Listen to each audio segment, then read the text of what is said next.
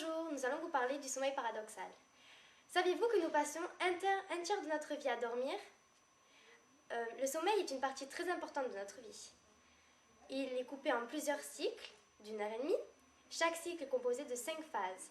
La phase d'endormissement, suivie de la phase du sommeil léger, puis du sommeil profond, et enfin de la phase du sommeil paradoxal, celle dont nous allons vous parler. Le sommeil paradoxal occupe 15 à 20 minutes par cycle de sommeil. C'est durant cette phase que nous faisons les rêves les plus marquants. Ainsi, 80% des individus réveillés durant cette phase pourront nous raconter leurs rêves, contrairement aux 20% dans les autres phases. On peut donc poser la question suivante. Les techniques de visualisation expérimentale chez l'homme, en phase de sommeil paradoxal, sont-elles suffisantes pour en découvrir les rôles fondamentaux? Nous allons donc vous parler du sommeil des enfants, de l'activité électrique du cerveau durant cette phase, du rôle du sommeil paradoxal et de celui des rêves, de l'activité musculaire et du trouble du sommeil. Pour un enfant de moins de 3 ans, on ne reconnaît pas les phases de sommeil, car le cerveau est encore trop immature. Celles-ci se mettent en place au fur et à mesure du temps. Je vais vous présenter comment nous passons d'une phase de sommeil lent profond à la phase de sommeil paradoxal. Il y a un certain nombre de mécanismes neurophysiologiques qui vont se mettre en place. Un certain nombre de neurones vont diminuer leur fréquence de décharge jusqu'à l'arrêt total de cette décharge. Donc elle se situe sur le tronc cérébral ainsi que sur l'hypothalamus. Nous pouvons nous rendre compte de l'activité électrique du cerveau grâce à un encéphalogramme. Nous avons ici un encéphalogramme pris lors de la veille. Nous voyons que l'activité y est assez rapide. Ici, nous pouvons voir l'activité électrique de la phase du sommeil lent. Elle est plus lente. Nous voyons ici la phase de sommeil paradoxal. L'activité est comparable à celle de l'éveil, mais elle est un peu plus lente. Je vais vous parler du rôle du sommeil paradoxal et de ses rêves. D'un point de vue scientifique, le sommeil paradoxal sert à l'apprentissage moteur, à la consolidation des acquis de la journée. C'est pour cela que les enfants ont un temps de sommeil paradoxal beaucoup plus long que les adultes. Ils ont besoin d'apprendre et pour apprendre, il faut se répéter les choses. Ainsi, lorsqu'ils apprennent à faire du vélo pendant le sommeil paradoxal, ils rêvent qu'ils font du vélo et donc répètent les mouvements et s'entraînent. C'est donc la partie droite du cerveau, la partie qui gère la régulation comportementale qui va fonctionner. Les scientifiques pensent que les rêves n'ont aucune finalité, comme les pensées n'ont aucune raison. D'un point de vue philosophique, les rêves est la réalisation déguisée d'un désir refoulé. Cette thèse repose sur la représentation de l'inconscient d'après Freud. Freud distingue 3 temps, 3 instances psychiques, le ça, le moi et le surmoi. Ainsi, l'ensemble des règles sociales interdisent des actes ou des pensées. Le ça désire ses actes ou ses pensées.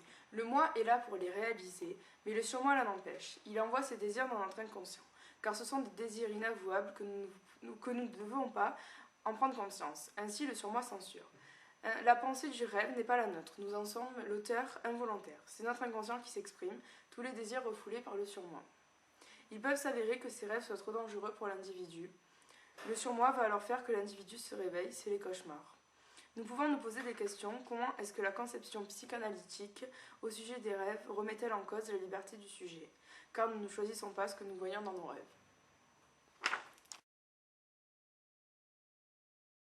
Pendant la phase de sommeil paradoxal, notre activité électrique et notre activité respiratoire est très irrégulière.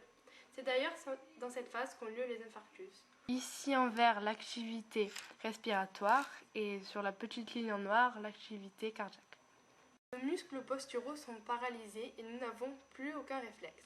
C'est d'ailleurs à ce moment-là que l'on peut observer une chute brutale de la tête du dormeur. Nos muscles sont inhibés par une zone du cerveau située dans le tronc cérébral. Voir sur un tracé électrique, ici par exemple, nous voyons l'activité musculaire durant l'éveil. Cette activité est assez importante. Et en sommeil léger, cette activité est beaucoup plus faible. Et enfin, en sommeil paradoxal, l'activité est inexistante. On parle d'atonie musculaire. Pourtant, certains muscles restent en activité, comme par exemple ceux du coin de la bouche, ce qui explique les sourires, ou les muscles des yeux. En effet, les mouvements oculaires sont caractéristiques du sommeil paradoxal. On entend et on traite les informations de façon très simple pour pouvoir se réveiller en cas de danger. Par exemple, une maman ne se réveillera pas au bruit d'un gros camion qui passe dans la rue, mais si son bébé pleure, elle se réveillera. Ou, un autre exemple, dans une pièce de plusieurs dormeurs, si on prononce le nom de l'un d'entre eux, seul celui-ci se réveillera. La paralysie lors du sommeil paradoxal a été mise en évidence par le docteur Jouvet. Le docteur Jouvet était un grand spécialiste qui a découvert le sommeil paradoxal pendant les années 60. Il a fait une expérience sur des chats. Il leur a retiré la partie du cerveau qui inhibe les muscles, puis les a endormis. Ils ont dormi tranquillement jusqu'à que le sommeil paradoxal arrive. Ils se sont alors levés et se sont battus contre des adversaires invisibles. Ils ont, on peut dire, vécu leur rêve. Le frein peut dégénérer avec l'âge. Il y a des cas exceptionnels, comme des troubles du comportement. Les individus qui présentent ces troubles vivent leurs rêves et deviennent très violents. Par exemple, une mère qui voulait protéger ses enfants du Loch Ness les a réveillés en pleine nuit par instinct maternel. Grâce aux techniques de visualisation expérimentale chez l'homme en phase de sommeil paradoxal, nous avons pu découvrir de nombreux mécanismes qui interviennent lors de cette phase, comme l'atonie musculaire ou le mécanisme de balance entre les neurones SP-off et SP-on permettant de déclencher cette phase, ou encore le rôle de mémorisation des connaissances de la journée. Pourtant, ces techniques ne nous permettent pas encore de découvrir l'origine et le sens de nos rêves.